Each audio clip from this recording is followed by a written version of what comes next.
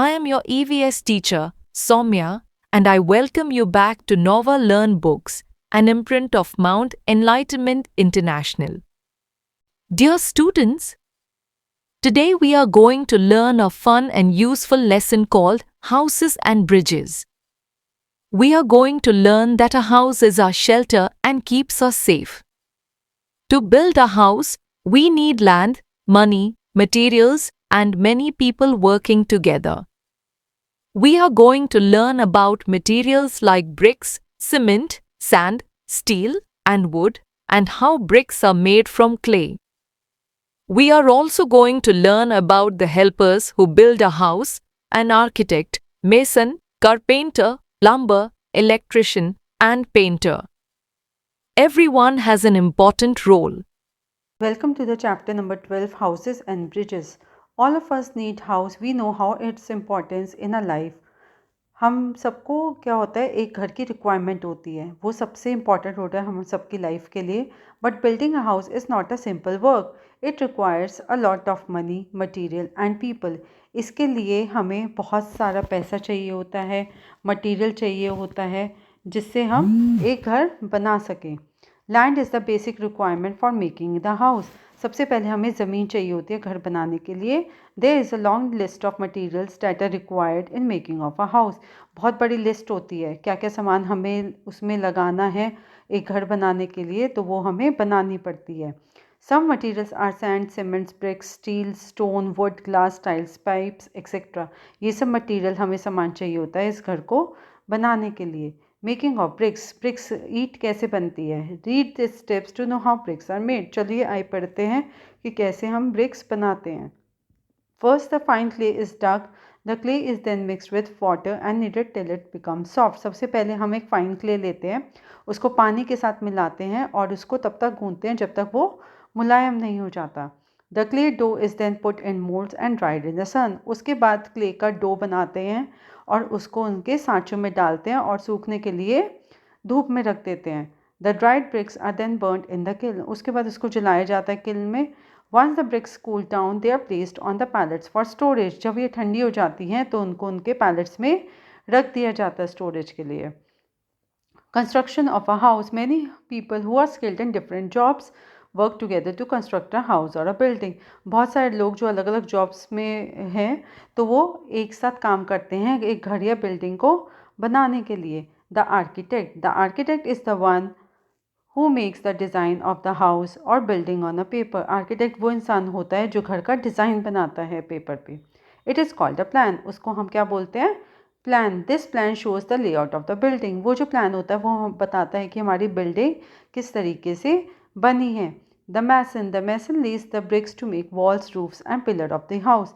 मैसन जो होता है वो क्या काम करता है, वो वॉल्स बनाता है, छत बनाता है, पिलर्स खड़े करता है घर के. He uses tools like trowel, hammer, mallet, plumb, bob etcetera to make straight walls and pillars. उसके लिए वो बहुत सारे टूल्स यूज़ करता है जिससे वो सीधी दीवार और पिलर्स खड़े कर सके.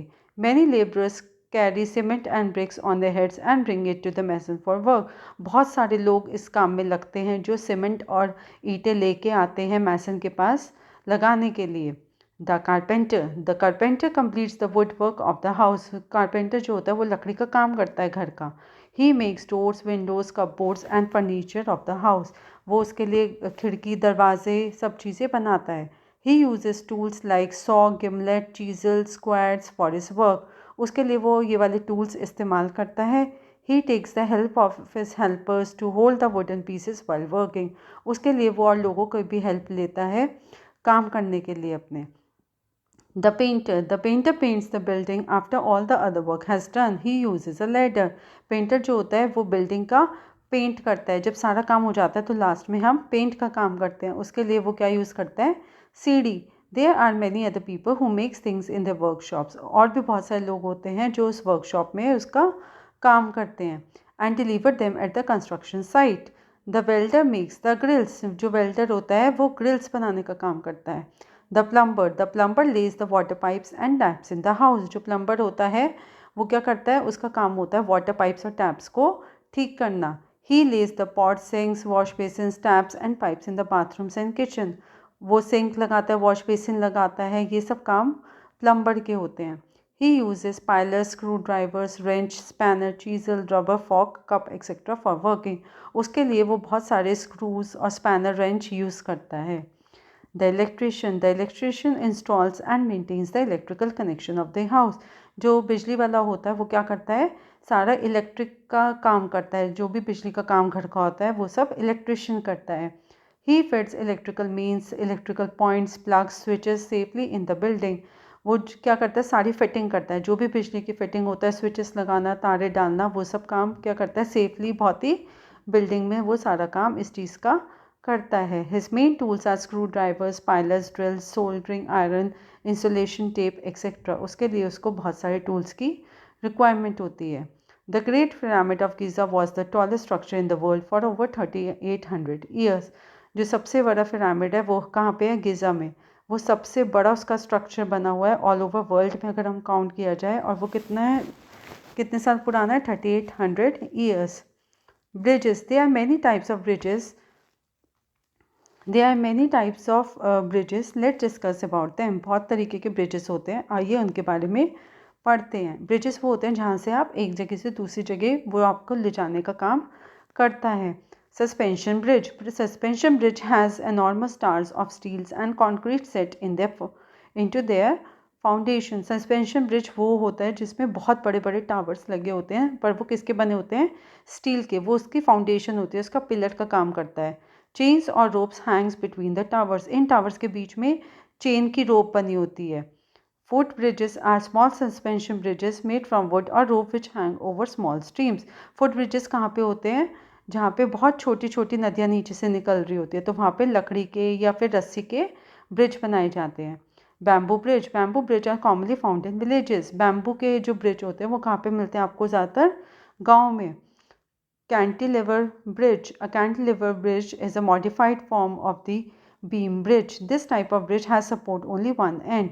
ये cantilever bridge जो होता है, ये जो होता है ये सपोर्ट करता है सिर्फ एक ही जगह से, एक साइड से इसका सपोर्ट होता है।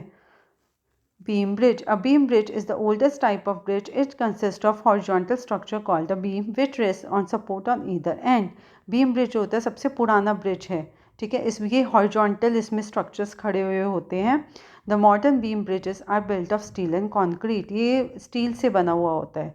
A long beam bridge has many pillars to support the beam. और इसमें बहुत सारे इसके बीच में जो होता है, एक जगह से दूसरे जाने के ब्रिज के बीच में बहुत सारे इसके पिलर्स उसको सपोर्ट करते हैं। Arch bridge looks like a semi circle. Arch bridge इस तरीके से लगता है कि एक आधा सर्कल बना हुआ है। It is very strong bridge made of semi circular arches. ये सबसे मजबूत ब्रिज होता है और इसमें सेमी सर्कुलर आर्च, ऐसे अलग अलग तरीके के इसमें आधे आधे आर्च बने होते हैं। Earlier it was made of stones but now steel, concrete and bricks are use. पहले इसको पत्थर से बनाया जाता था, पर आज के टाइम पे इसमें स्टील और ब्रिक्स मतलब ईंट यूज़ हो रखी है। So this is all about this chapter. Thank you.